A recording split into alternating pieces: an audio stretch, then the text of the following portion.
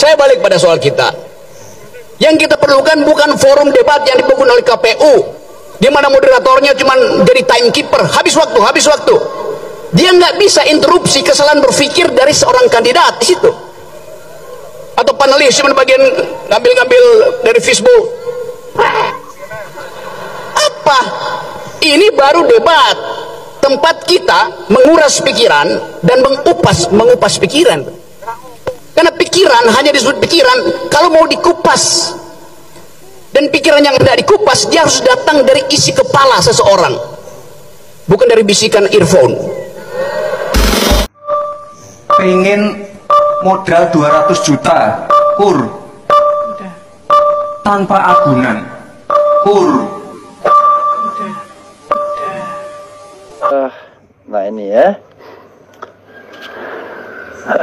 ada yang mengatakan ini dari earphone-nya Mas Gibran bukan ya, atau dari moderator ya, ada yang nanya, ada yang bilang udah. Kemudian iya, saya juga dengar ada yang bilang begitu. Itu pas debat tentang rasio pajak. Di menit terakhir setelah Cawapres 02 bicara, saya juga dengar suara seperti itu, suara wanita, agak pelan, samar, tapi yang jelas bukan suara moderator. Dia bilang begitu. Suara udah, kayaknya bukan moderator ya. Kita coba kita dengarkan sekali lagi saudara sekalian ya. Apakah itu suara dari mana, tapi mudah-mudahan agak jelas kalau kita dengarkan di sini ya. Coba kita once again kita perdengarkan, coba sekali lagi ya.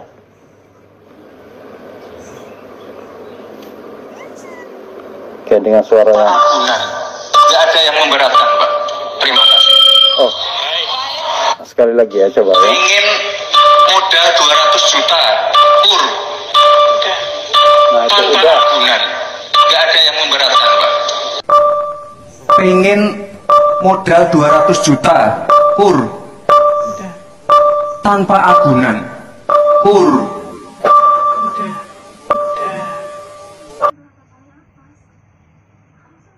Dugaan serupa juga muncul dari kalangan netizen. Sebuah video yang menunjukkan ada benda tertentu di telinga Gibran itu beredar di dunia maya.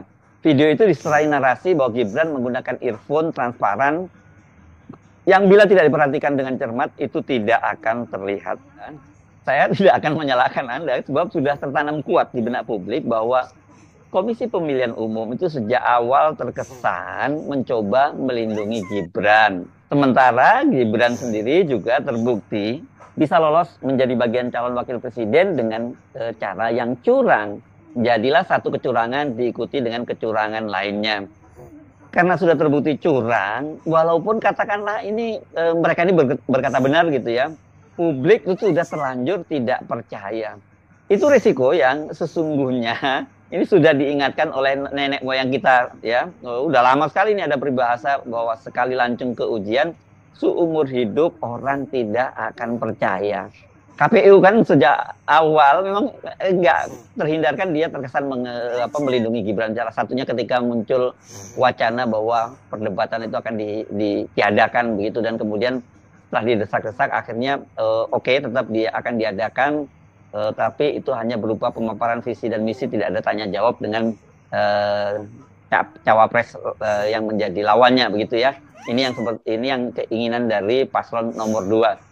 Nah, sekedar mengingatkan kembali kalau Anda mengikuti perdebatan tersebut langsung ya di channel YouTube-nya milik Komisi Pemilihan Umum, suara perempuan yang terdengar berbisik itu terjadi pada menit ini 22:17. Jadi artinya pada saat 2 jam 22 menit 17 detik menjelang berakhirnya perdebatan antara Gibran dengan Pak Mahfud MD.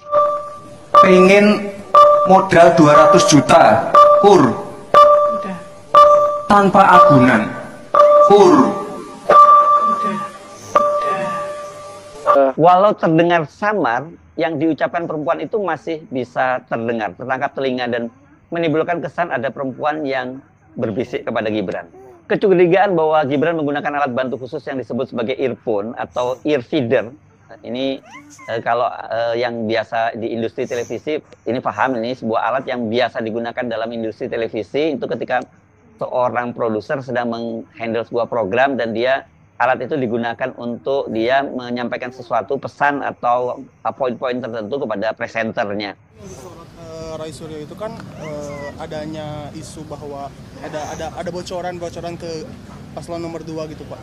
Sebenarnya kalau saya tidak tahu teknologi yang lebih canggih pada soal itu. Rasa-rasanya sih ya mereka menggunakan itu saja. Saya juga kaget ketika ada ya orang yang punya pemikiran yang lain gitu ya. Mungkin mereka punya ilmunya sendiri. Roy Suryo, baiknya dia menganalisa bokep aja. Ya kan, dia koordinasi sama Pak Ganjar, menganalisa bokep nih gimana. Ada di sini jawabannya Bang, gimana? Ya silakan, makanya keahlian Pak Roy Suryo lebih baik dimaksimalkan untuk menganalisa bokep sama Pak Ganjar. Sekarang ke bawah 03 dulu ya Ganjar. Aduh, ini Rosuryo sama ketua KPU kenapa malah jadi makin panas kayak gini? Infonya sih katanya Rosuryo bakal bawa persoalan ini ke jalur hukum karena ada indikasi pencemaran nama baik, teman-teman. Kalian tahu nggak sih, pas debat cawapres kemarin kan sempat ramai itu ya persoalan Gibran yang katanya pakai mic terlalu banyak lah, sampai katanya ada yang bilang dibisikin atau segala macamnya. Nah, sampai di mana kan Rosuryo itu memposting cuitan itu ke sosial media nih soal mic itu. Selang beberapa saat, ketua KPU yang bernama Pak Hasyim Asyari itu merespon kan Rosuryo ini dan bilang kalau Rosuryo itu katanya tukang fitnah, sekaligus menerangkan bahwa alasannya ketiga paslon itu pakai mic terlalu banyak ya buat antisipasi katanya kalau ada kesalahan teknis ya, tapi itu mah terserah netizen aja lah ya gimana merespon soal itu. Di sini kita fokus aja nih ke konflik antara Rosuryo dengan Pak Hasyim Asyari ini. Info terbaru sih katanya tim kuasa hukum dari pihak Rosuryo itu lagi kaji mendalam kalimat tukang fitnah yang dituduhkan ke dia ini nih. Nah sekarang gini ya, kita menempatkan diri kita misalkan sebagai orang awam, dari sudut pandang orang awam ke Rosuryo soal postingannya soal mic Gibran tanpa ada kejelasan, katanya kan itu belum jelas tuh fakta atau fitnah. Jadi ya itu sebenarnya juga masuk ke informasi yang bias, teman-teman. Dan akhirnya menimbulkan pertengkaran juga kan sampai sekarang ini soal makmik itulah katanya. Kemudian untuk ketua KPU yang memang kalau dari sudut pandang orang awam juga soal kalimat tukang fitnah, garis bawahi ya tukang kan yang berarti seseorang yang ahli atau menguasai. Jadi di sini ya Rosuryo itu katanya dituduh sebagai ahli fitnah. Lagi-lagi di garis bawahi ya sudut pandang sebagai orang awam yang nggak tahu lah jejak Rosuryo itu apakah memang sebelumnya pernah juga mengeluarkan fitnah yang serupa atau tidak. Ya intinya antara tuduhan Rosuryo dan lontaran kalimat ketua KPU bisa saling diperkuat dan dipertanggungjawabkan satu sama lainnya juga. Share pendapat kalian soal ini ya. Kalau toh kemudian mereka terpilih menjadi pemerintahan yang berkuasa ya basis legitimasinya berupa kepercayaan publik terhadap mereka itu sangat rendah. Kita bisa membayangkan betapa sulitnya sebuah pemerintahan kemudian muncul public distrust yang meluas. Iya kan orang akan bilang ya sejak jadi